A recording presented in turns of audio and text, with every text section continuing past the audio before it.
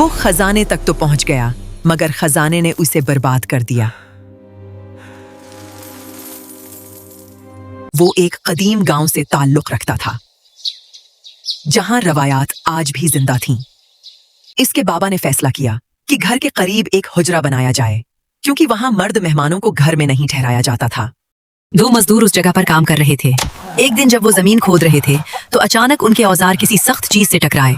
मिट्टी हटाई गई तो एक पुराना मटका नजर आया, आधा जमीन में दबा हुआ। जब मटका निकाला गया तो उसके ऊपर एक सांप बैठा था। मजदूर ने सांप को मार दिया और खुशी से बोला, चाचा, उसमें सोना है। बाबा ने मटका देखा और बस इतना कहा, मटका यहीं रहने दो, दीवार बंद करो। घर वालों ने बाबा को मनाने की बहुत कोशिश की, लेकिन वो मानने को तैयार न थे। उन्होंने सब की बात रद्द कर दी।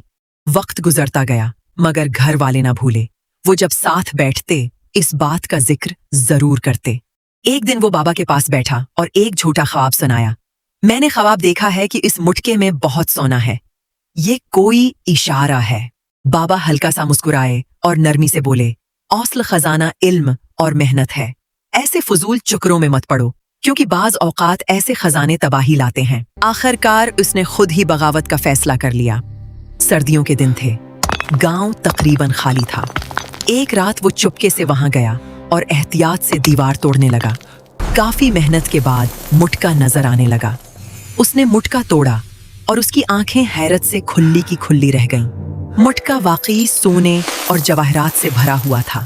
उसने फौरन मुटका बाहर निकाला और सारा खजाना एक बैग में भर लिया। फिर वो खामोशी से एक बस में सवार हुआ और घर पहुंच गया। घर पहुंचकर उसने एक छोटी सी दावत रखी।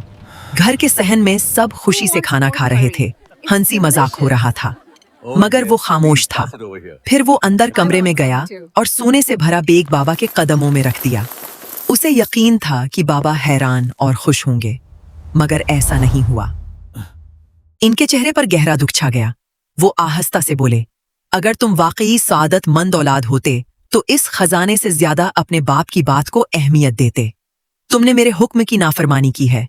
शायद मेरी तरबियत में कोई कमी रह गई थी। ये अल्फाज उसके दिल पर तेज धार की तरह लगे। इस लम्हे उसे एहसास हुआ कि उसने क्या खो दिया है।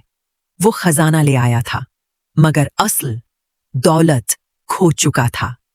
आखिरकार वही नुकसान में रहा।